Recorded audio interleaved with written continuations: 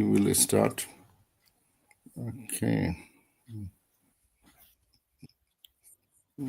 Yeah, we are live, Callum. You can start our today's program. Okay. 5, 4, 3, 2, 1.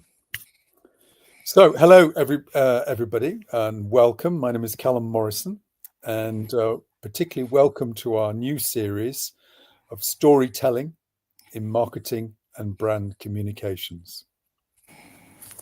Over the next few weeks and episodes, we'll be exploring how storytelling shapes the relationships that we have with products and services, engages consumers, and inspires leaders.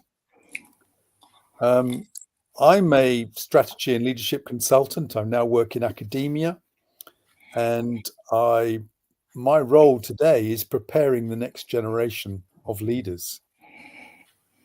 But my role in this particular event is working with my colleague, Dr. Moin, whilst we discuss storytelling in marketing and brand communications.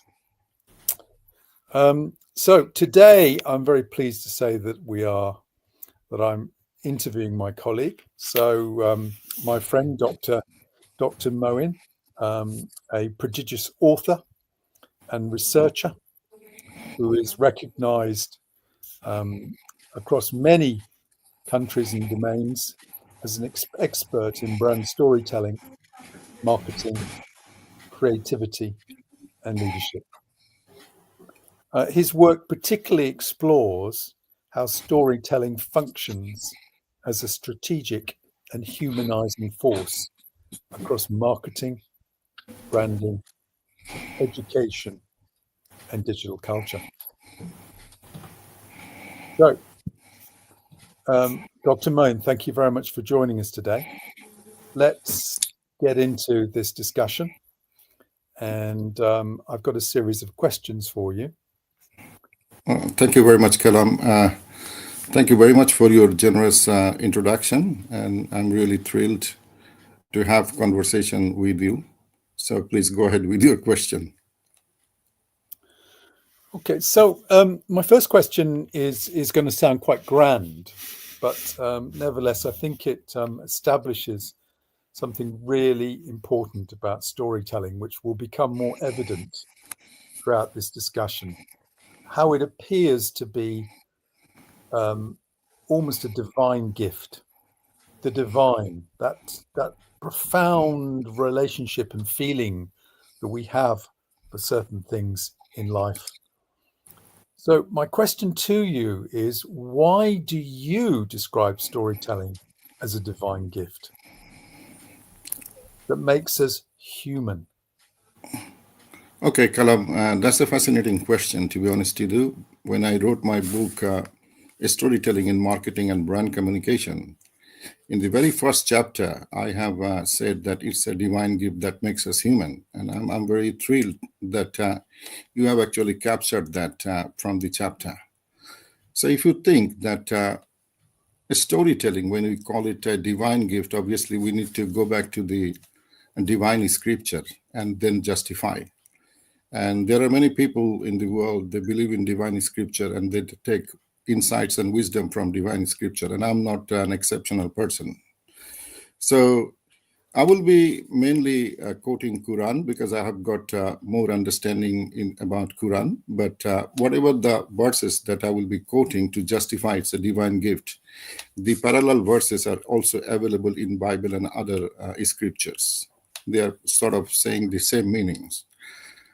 So first of all, in the Quran, if you look at Surah 2, verse 30, God says that he is going to create a vicegerent who will be representing God on earth. It's a massive, massive responsibility, like a leader.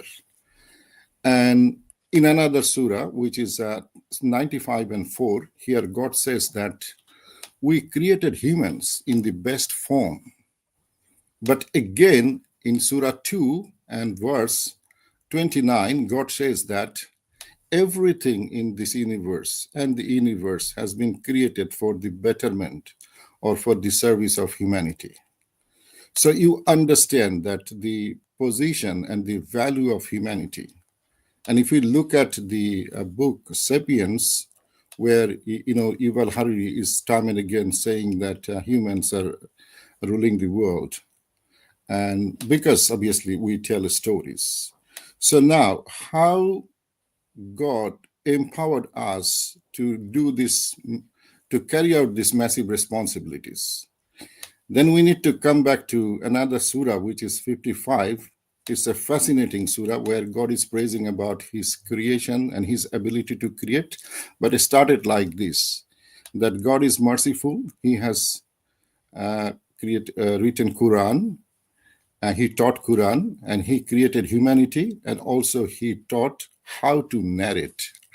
And that is the main thing, how to narrate. So we were empowered to tell a story. And that's a divine gift. And that is what is the reason we can actually dominate other species in the world.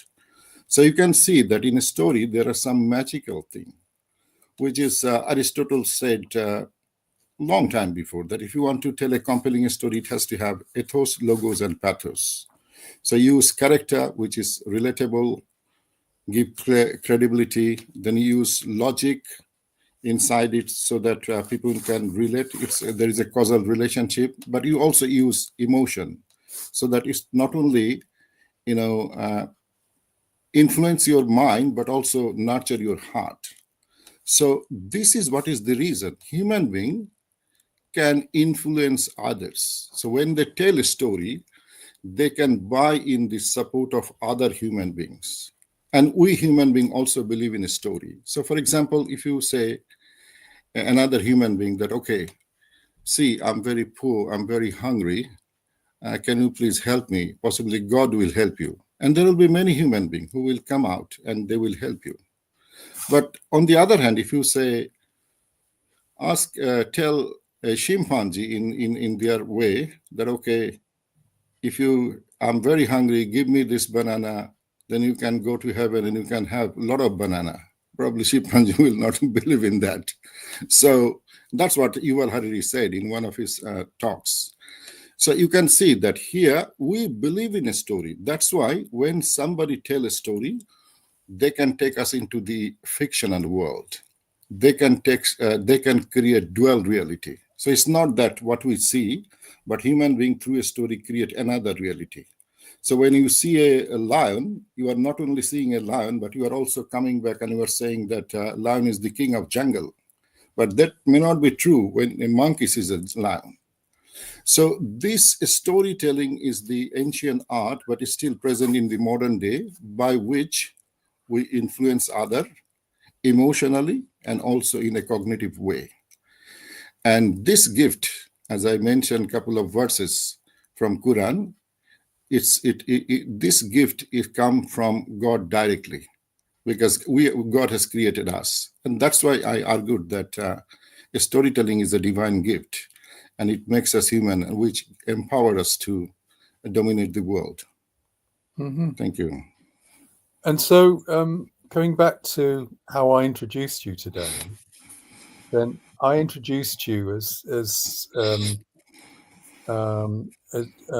by saying that your work explores how storytelling functions as a strategic and humanizing force across marketing, branding, education, and digital culture. I suppose one would have to say, and is a tool used by marketers, creators, general storytellers, and leaders. So when we can tap into what you've just described, then we have the capacity to create all sorts of imagery in the minds of our friends, our relations, our colleagues, our employees, and other people in our community. And that provides inspiration and leadership to them. So I can see the connection with the divine gift. And I can also see the connection that you mentioned early on in your description when you made references to the past. And when we think of the past, one of the things we might go back to is the cave walls, the walls of caves, which are festooned with paintings that reveal the way people lived and the animals that they were surrounded with. So my second question to you, therefore, is how did storytelling evolve from ancient cave wall paintings to the digital platforms we use today? Okay, so that's another very, very good questions, to be honest with you. So maybe initially I give a sort of outline, and then maybe I can touch upon a couple of milestone through the evolving of storytelling. So first of all, you see that storytelling has evolved as a oral tradition. So ancient people, they were society of hunters. They lived on hunting. So the heroic people, they showed their heroism. They attacked the animal, but at the same time, they survived the attack of the animal. But then they passed this wisdom to their generation, that how they survived, what are the tactics, strategies they have used when they encountered the animals, and they obviously survived eating these animals' meat and other things. And they used to tell this thing around the campfire. And you see that if you tell sort of like say 10 points that this is the way you survive when you see a lion, then when you in reality see a lion, you will probably forget all the points. But when you hear a story, because our mind is episodic, we remember things in terms of a story. You will remember things. So their wisdom was passed through oral tradition. But also at the same time, there were some symbol or there was some painting drawn in the cave walls, so people could see this kind of like say instrument used and this kind of animal against this kind of animals, so and so. Then came to the written form of a storytelling. So we can call it written word. So that is printing press was the sort of taken it into a different level, because now you could read these stories and it was published in various formats, and printing press was a cutting edge invention to propagate that. Then we see the broadcast age. So you can see the radio and television. They come up with fascinating stories, and we human beings gather to either hear or watch those stories. And within the gaps, the marketeers, they use the advertisement. But if you just think about storytelling, this radio and television, they are also telling stories. All the programs are stories in some way. So that's broadcast. So it's a one-way communication. But then you can see another era, which is the digital and social media era. Now this broadcast, this monologue moved to dialogue, and even the conversation. And if you go forward, even say now we are not only having conversation across the fire or around fire, we are having conversation on social media and with people across the world. So one of the person, I forgot his name at the moment, but he is an artist. So she said that, sorry, she's a woman. She said that technology is the campfire around which we tell a story in the age of social media. So these are the evolution of storytelling from a cave wall to the age of to the digital age, as you said. Mm-hmm. Okay. So you can see a direct line, a direct beam of light all the way through from the walls of the caves right through to the digital platforms that we have today. Right, right. And possibly you can see that because the thing that's common is events in our lives and people. And those things haven't changed regardless of the environment in which we live in. And consequently, storytelling is as relevant today as it was to our great, great, great, great, great, great, great, great und so weiter grandparents, right back to people who inhabited the caves. Yes. So storytelling is there. Only the medium has changed. Okay. So in your book, Storytelling in Marketing and Brand Communications, you helpfully describe the or articulate or define 3 waves of marketing communication that you feel explains further this dimension of storytelling in a marketing context. Do you want to elaborate on those 3 waves? Okay, yeah. Let me answer, like, say, in two parts. Sort of, maybe it might be a little better to comprehend. So, first of all, just building my answer based on what I've just discussed with you. So we can see that the first wave was the informational era. So it could contain sort of storytelling through the press, this is print media, or through radio, or through whatever it is, the maybe TV. So here the focus was the product feature and benefit. So we were promoting that, okay, how beautiful or how good this product is in carrying out the function. So the voice basically was the company speaks. So voice comes from the company and consumer listens. And the example, sort of, you can say that the car runs faster, last longer. So we are focusing on the product attributes. So this is like we were focusing on the functionality. This is one of the, you can consider this is one of the wave. Then come to the emotional era, or say emotional era. That's another wave. You can call it wave 2. Now we are transcending the functionality of the product. We are going beyond functionality of the product, and we are looking at the lifestyle, aspiration, and emotion. So if you look at here the voice again, so brand creates the emotional association. So they tell fascinating story about what they stand for, and customer are sort of attached to that. So example could be Nike says that just do it. So it's not about selling shoe or just say talking about the functionality of the product, but it is actually talking about courage. It's inspirational. So selling inspiration, aspiration, emotion, lifestyle, that who we can be. It's not what we get, but who we can be.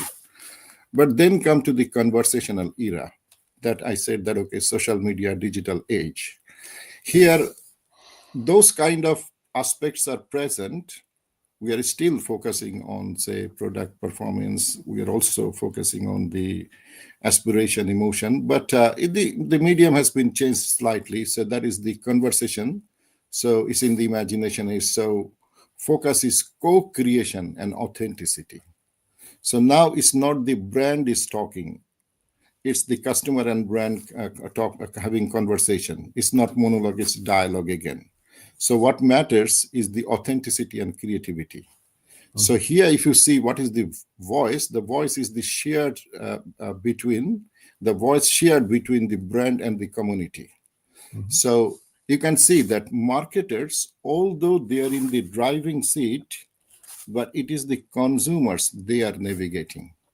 That's exactly I wrote in one of in my previous book that I published before.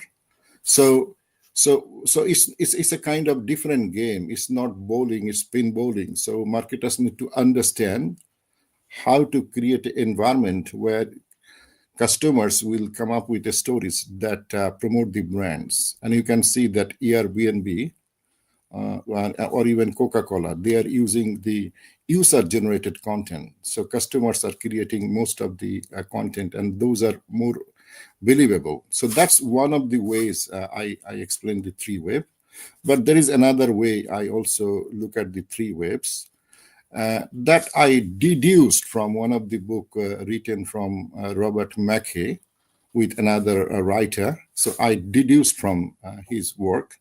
So he says that when the printing press came and people were sort of waiting for the hearing these stories or reading these stories of what's happening around their community, so they are reading, all of a sudden there is advertisement. They are not worried about product because they are worried about, interested about understanding what's happening in their area. So this is an interruption. So this is the wave one, interruption. And the consumer could not do anything because advertisement, now you go another page, find out the rest of the part of the news, you read it. But then he said that there was also manipulation, sort of, and this manipulation could be both emotional manipulation or as well as cognitive manipulation. So emotional manipulation, like sometimes if you say that, okay, if you don't buy this insurance, what will happen to your family? So you create sort of fear, that sometimes, you tell a story, the fear also, that creates certain hormone in our brain and we take action or we run away. But there is also cognitive manipulation sometimes, is that somebody says that, okay, we are best in this criteria. So when they say that this criteria, but that criteria doesn't matter probably. So they do not bring another criteria where they are not best. So I would not, I'm a very, very fond of Steve Jobs, but still, if you look at one of his storytelling, when he was launching this iPod, so he said that it has got 1,000 songs. So this is a data. So he was storifying the data to make sense because the story make meaning. So he said that you go to moon and you come back and all the way you are listening to music, but your music is not exhausted. So now you can see that it has emotion. He's taking us to the fictional reality moon, but it is also cognitive that, okay, 1,000 song, it will not be exhausted, but who is going to moon? Are you listening actually 1,000 music on your way? So you can see it. So that is sometimes, that's kind of another wave. But the third wave is storytelling. So here, because in the digital age and social media, the power is shifting from brand communicators to consumers, now authentic storytelling matters.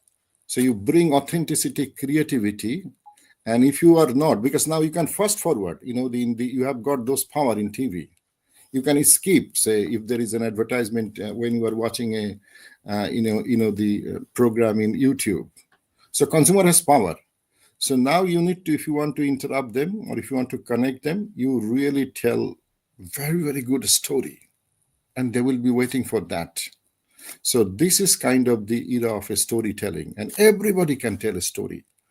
So, one of the news anchor from one of the Indian channel, I think her name probably Palki Sharma, if I'm not mistaken.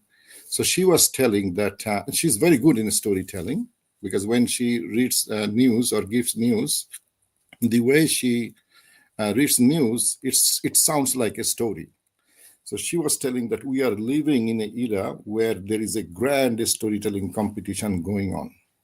Either you tell a story and you have your influence, or you don't tell a story and you are ignored. So this is, I think, as an elaboration of the concept. Mm-hmm. So specifically, if you were going to put a tag, a name for each of the three waves, you could list those three tags for the benefit of the audience. The three tags are: one, Interruption, so first, then manipulation, and then authentic connection, something like that. okay. So I M A, interruption, Manipulation manipulation, and authentic authentic, connection. yeah. IMAC, I suppose. Or maybe if you want to make it even simpler, that IMC, so interruption, manipulation, connection. So when it is connection, that means you do very good storytelling or very good communication. Yeah, that's fine. I think, Callum, you are sort of master in kind of summarizing thing because I know you for a long time. And I mean, to be honest, this is a better way to remember. Yeah, I always find that acronyms are a useful way to remember things, and imagery as well. So that's one of my interests in the storytelling that we're discussing today. So, in the course of what you've just described, you also alluded to the technological innovations such as Web 2.0 and user-generated content that have changed storytelling. So, if we just also move on a little bit, or should I say, make sure that our foundations are very solid before we develop further these arguments. How do ancient storytelling techniques still prevail and influence modern marketing practices? Let's get our foundation solid. Let's really establish this connection with the past and ensure that we can see it's still there in the present. Let's examine our roots and see they do reach back as far as they reach forwards. Over to you, Moin. Okay, so yeah, that's again a fascinating question. So you see, the ancient storytelling is like when I told you that people are telling a story sitting around fire, that how they survived from the attacks of wild animals or any kind of adversity. So they are sharing experience, and they are the character, they are the protagonist, they are the hero. So ancient storytelling brings a hero, and then hero has a challenge, and then the hero says that okay, how he or she overcomes this challenge, and then his life has been transformed. And not only has he transformed, but also he passed this wisdom so that the next generation, they can use this wisdom and they can also be transformed, or they can advance themselves. So normally I told in my book also, there is a story of survival and a story of success.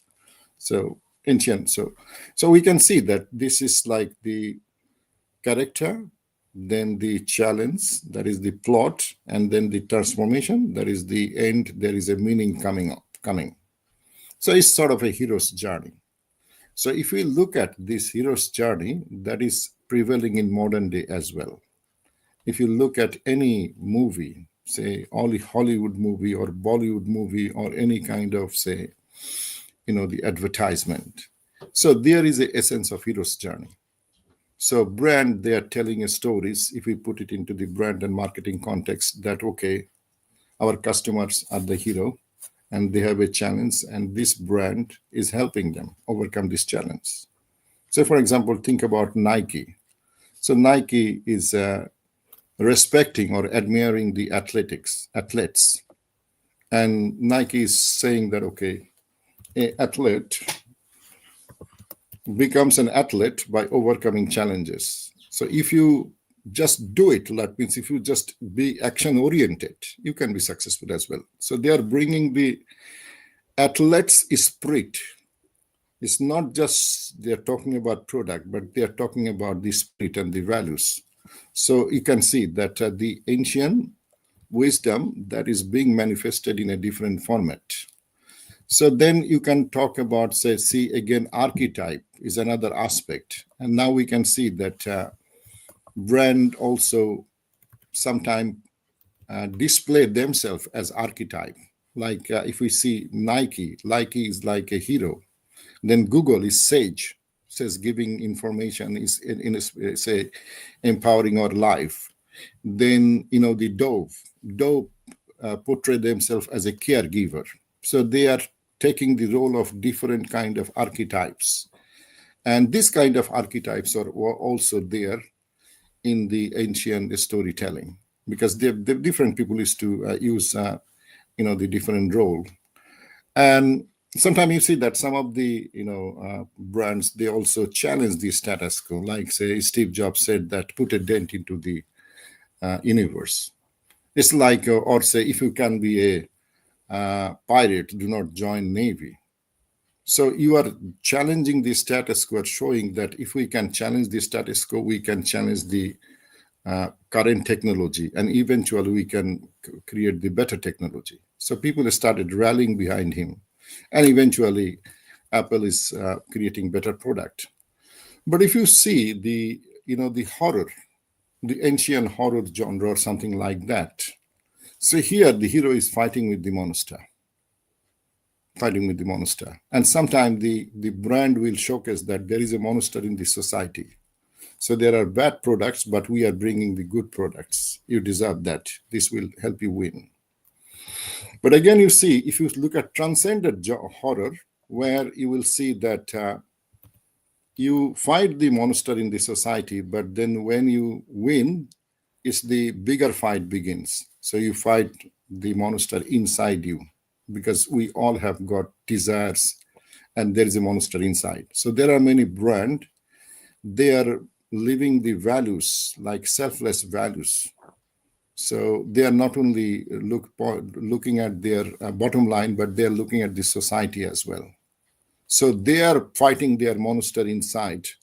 Sort of, they are not driven by profit only. So if you look at Patagonia, so they have a different kind of a story. So Apple's thing different, also mirror the ancient rebel hero myths. Prometheus bring the fire. So there you can see that the ancient art that is in the modern day, and the classroom, if you call it education, or modern day, the streets where advertisements are on the billboards, or modern day, the communication vehicles, TV, radio, and whatever, your phones and everywhere. So this is the link. So we spent a few minutes there talking of the hero's journey and elaborating on certain stages during that journey. And for people who are not aware of what the hero's journey is, perhaps I can just take a few moments to explain that. Yeah, that'll be great.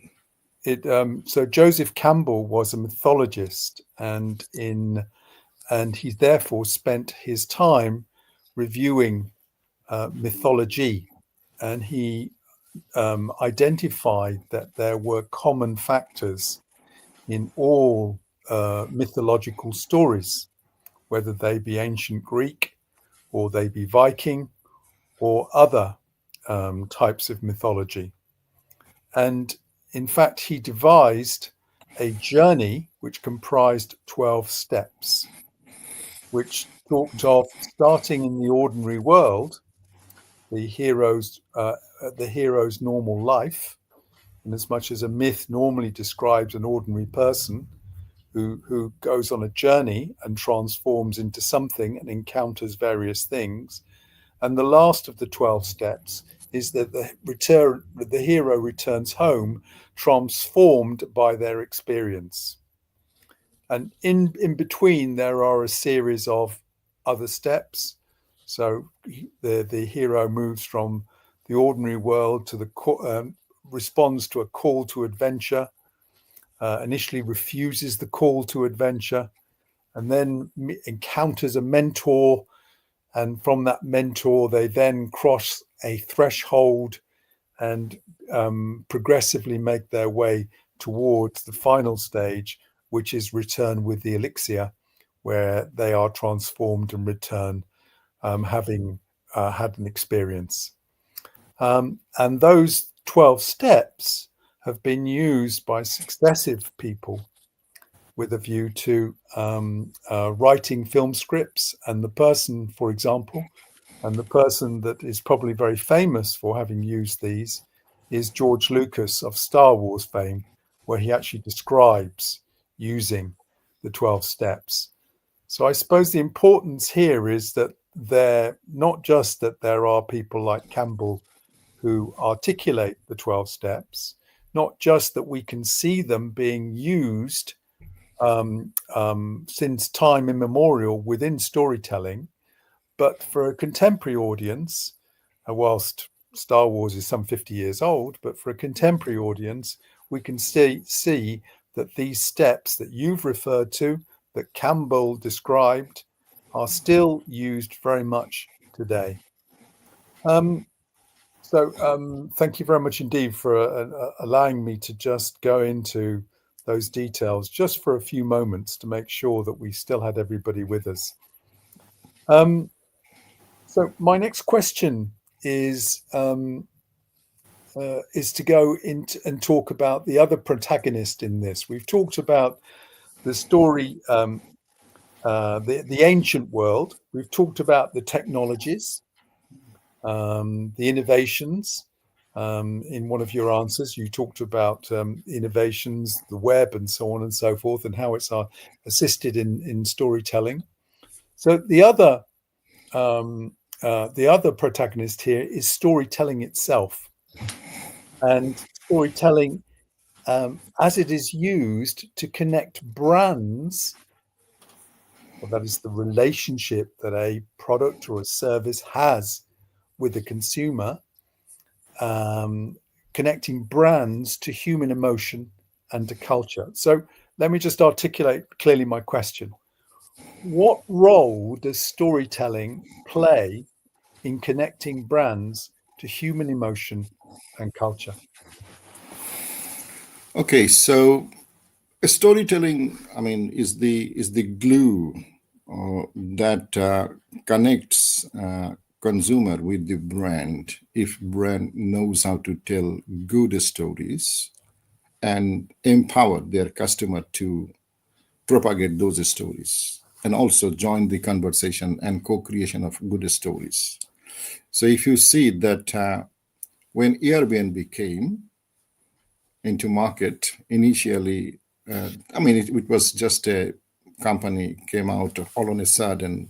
The founder went to attend a conference, and that's a fascinating story. And all the hotels were booked. They rented a flat and they got some airbed, and quickly they made some, the website and say that, okay, there are some beds. Would you like to come? So this is Airbnb, yeah? Yeah, Airbnb strategic story. Yeah. So then some people came there, but then they say, okay, it's fascinating. Let's try that. But when they started this thing, there was a booking and all this problem. People did not believe, and the business was not going well. But the moment actually Airbnb created a platform, and customers who lived in somebody's, the house or somebody's room that is used in Airbnb, and started telling the story, then Airbnb business started booming because now consumers are sharing their experience. So think about, say, you are visiting Bangladesh and you don't know anything about Bangladesh. You live in a hotel and then you want to visit some of the places. So how do you know that what is the unique things? But say maybe if you live in somebody's house and that is on Airbnb and they can tell you. So it's like you are living with your relatives. But this story needs to come. So this is the magic here, that a story connects. It's like a glue. So when these consumer generated stories were fascinating, then Airbnb business started booming, and now you know that it's a multi-billion-dollar company. And they made the story even better. So what did they do? One of the initiatives were taken that when the pictures they were giving on the website, and it was taken by the owner of the house or the owner of the rooms, those who are giving it on Airbnb, and it was not looking good. So people are not choosing them. So Airbnb hired the local photographers, and they talked to the house owner, and they took the pictures in a professional way, and they presented those pictures. That's another aspect. So what is it? It's again they are telling a story about the place where somebody will be living. So this is this is the way that how if you can tell good story, then it connects. But you need to also think about one thing, that so a story, so like say emotion. So you said that the how it linked to emotion. So emotion creates memory, because if you have emotional connection with somebody, it will last long. But also emotion is again one of the element of a storytelling. But a story creates meaning. So that's another thing. Then Without emotion, there is no recall, no connection. And that's why you can inject emotion through a storytelling.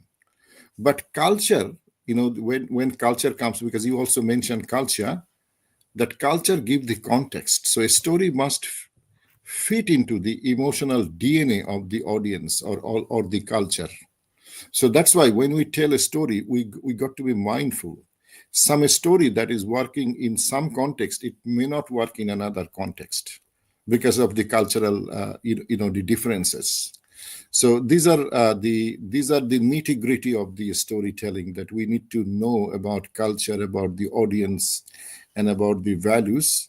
So that is where storytelling actually work as a glue, emotional glue, I would say. Hmm. Okay. So, would it be fair to say that there was another element in storytelling there, which is the origin story? In as much as if we think about, say, ancient Rome, there are two origin stories: Romulus and Remus, the two boys who were brought up by a wolf, and Aeneas, the Trojan prince, who arrived in Italy and founded a city, which led eventually to the establishment of Rome. There is an origin story, and it's the formation of that origin story that establishes something in people's minds. Um, do you think there's a role for this, the origin story, or is this something that doesn't really fit in with the storytelling element? No, original story is very popular, especially when you talk about brand storytelling. Hmm. So you are creating a brand. So obviously we start with the original story. But I Hmm. think we will cover this thing in detail in our next episode, where we Okay. will talk about the strategic story, signature story, origin story, tactical story, and Hmm. many waves of story, brand storytelling. But as you said correctly, like say when I was saying that Steve Jobs was saying, put a dent into the universe, or say if you can be a pirate, don't become, don't join Navy. These are all origin stories showing his values or his perception about reality and how he wants to challenge the traditional perception. So there is one story that also origin story for Apple many times used, that Steve Jobs was not very sort of good initially in telling a story, because when you look at one of the advertisement was fascinating, that's designed by somebody, but if you look at Lisa, the computer, there were 9 page advertisement, which is Hmm. not obviously good story, but he wanted to get somebody who is good in storytelling or communication. And at that time he found that the then uh, Pepsi Cola CEO, he was one of the best in telling stories or in marketing communication. He wanted to hire him, but he Mm. was like, say, business has not actually rolled on yet in a full-fledged way. But he went in front of the CEO of Pepsi Cola, one of the best or biggest companies in the world. But Steve Jobs, just a normal, ordinary person at the time, not become famous yet, but just telling some stories on a mission. And he said that, would you like to sell the sugar water rest of your life? Or you want to Mhm. join with me and change the world? And he was very surprised what this Mhm. young boy is talking about. Mhm. But then eventually he left the job and he joined Steve Jobs. But Mhm. also, unfortunately, he was the And one replaced him. Yeah. who fired Steve Jobs. So that's Mhm. another story. But yeah, the origin story is very, very important. And but It sort of one sets the ground, doesn't it? It establishes the starting point really for later things that we're going to say as part of this storytelling.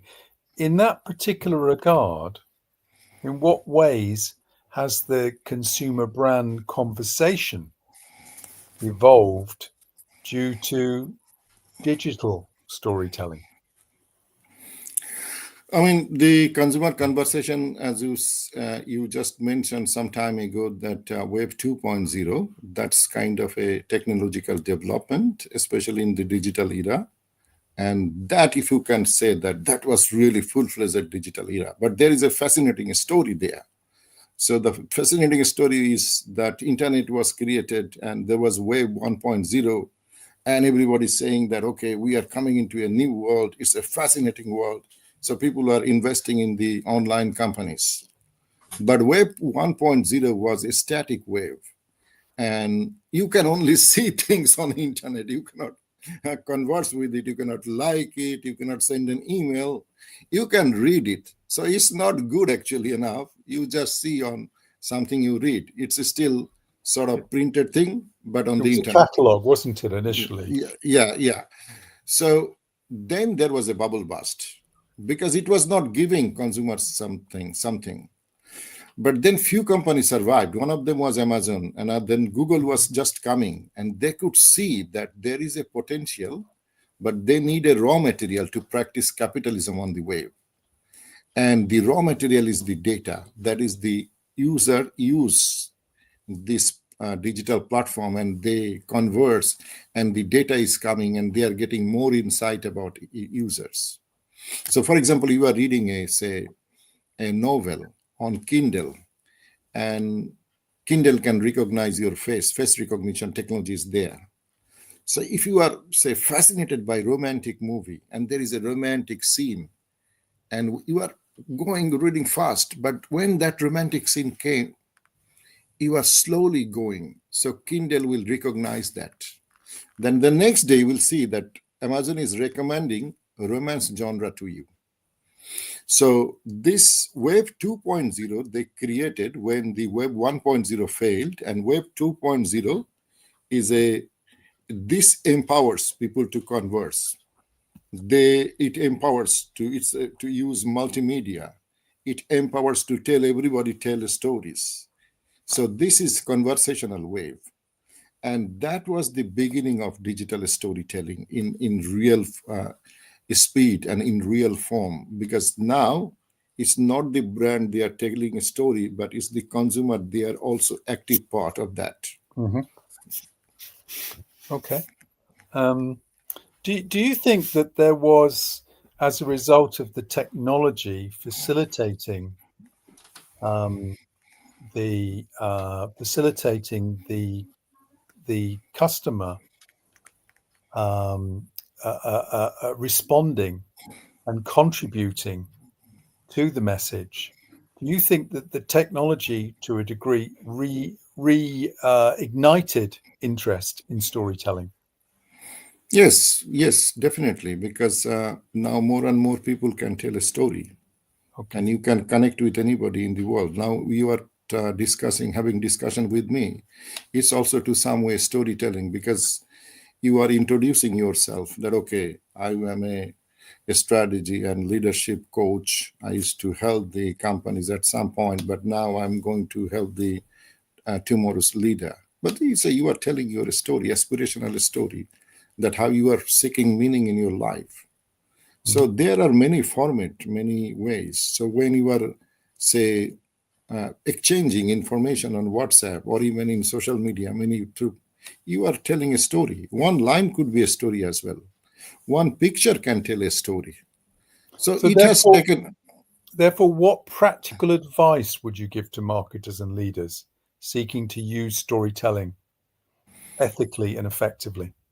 Yeah, so you just given the answer very well. So ethical and effective is very important, Mhm. because the use of internet or use of digital technology, there are a lot of discussion about unethical use, that our private personal data that has been used in a way, many people says that in unethical ways, and that's why big companies, they have been fined as well.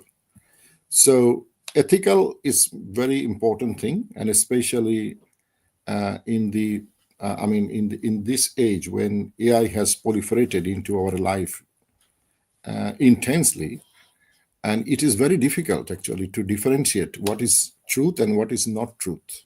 So you will see that there are a lot of pictures Donald Trump with different the way he's functioning, but these are not truth actually.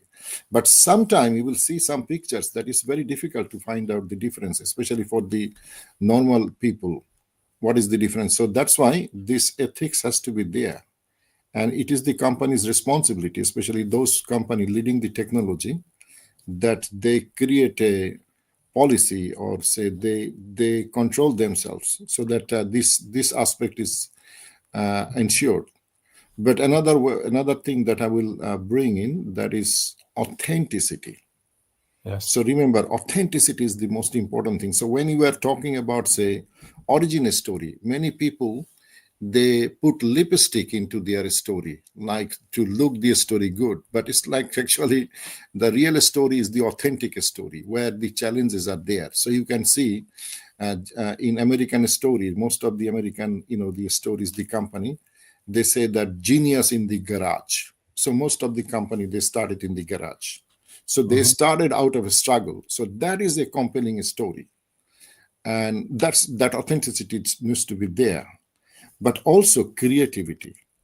Because now, human by nature, they are creative.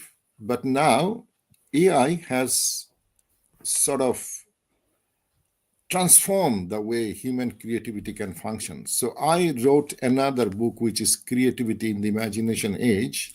And the book was published in 2022, before ChatGPT came into being. And there was a chapter where I was talking about the magic at the intersection of mind and the machine.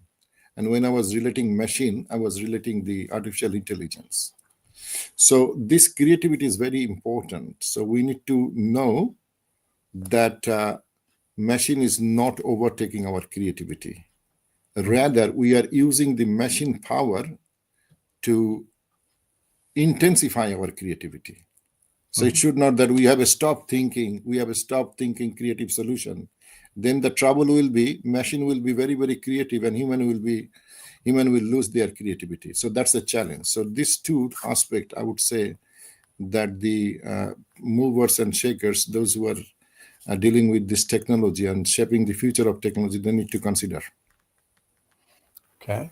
So the three headings I took out of that spell the word ace. If we think of many card games, the highest card in the card game can be the ace, and here we have authenticity, creativity, and ethicality. Oh, So yes. ACE as the means of as the thing that leaders should aspire to when they are delivering their messages in the marketing environment, with a view to creating that connection with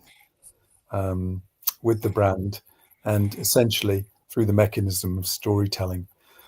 I've got to the end of my questions, so therefore I think you should summarize this episode. Okay, that's fantastic, Kalam. So it was an honor, actually, to be able to talk to you, because I know that you are a great speaker and you can summarize things very well as well. So you were summarizing already every question. So, dear audience who are watching now or who will be watching in the future, thank you from both of us. I'm Dr. Moin, and Callum Morrison is there, who was the anchor for today. What we have discussed today is basically storytelling is our core strength. So it is the strength that making us human. And it's a very powerful skill that has been given us by our creator. And I would say that, so we also discussed the evolution of storytelling. Then we also discussed that how storytelling came into marketing, and the different waves storytelling shaped the marketing communication. We talked about a little bit of the digital capitalism through the invention of Web 2.0, and how the power not is retaining with the marketeers, but also coming into the hands of consumers, and co-creation authenticity has taken the center stage. But also we talked about that it's a conversation now. It's no more monologue, but it's a dialogue, and it is also creating community. And that's fascinating, because our circle is getting bigger and bigger due to the digital connectivity. But what is most important is that we should use this power not to manipulate somebody, because storytelling can manipulate others as well. We should use this power for the greater good. We should take this divine gift as a sacred gift to us, and we should make sure that we utilize for the betterment of future generation, humanity, and other species in the world. So with that, I want to finish our today's episode. Obviously, we will come with several episodes in the future so that you will understand a lot about the storytelling, the theory, practice, and especially in the context of marketing and brand communication. With that, from London, I'm Dr. Moin, and also Callum Morrison. We want to say you all goodbye. But for London, as Callum use always some acronym, I have just seen an advertisement today. They say that it's a city of movement, mystery, magic, Callum. So yeah, would you like to say things and say goodbye to the audience? So thank you very much indeed. I've enjoyed this discussion today. As we've discussed one of your books, and we will have further discussions around your books in the near future. In fact, we plan these every week, and I think that we're looking for a couple of handfuls of episodes to be available at this time. So we look forward to meeting you again in the near future and further discussing storytelling through the eyes of Dr. Moin and with my sharing of the event. So thank you very much indeed. Arrivederci. Ciao, ciao. Thank you, Callum. Thank you, Ciao. everybody. Bye.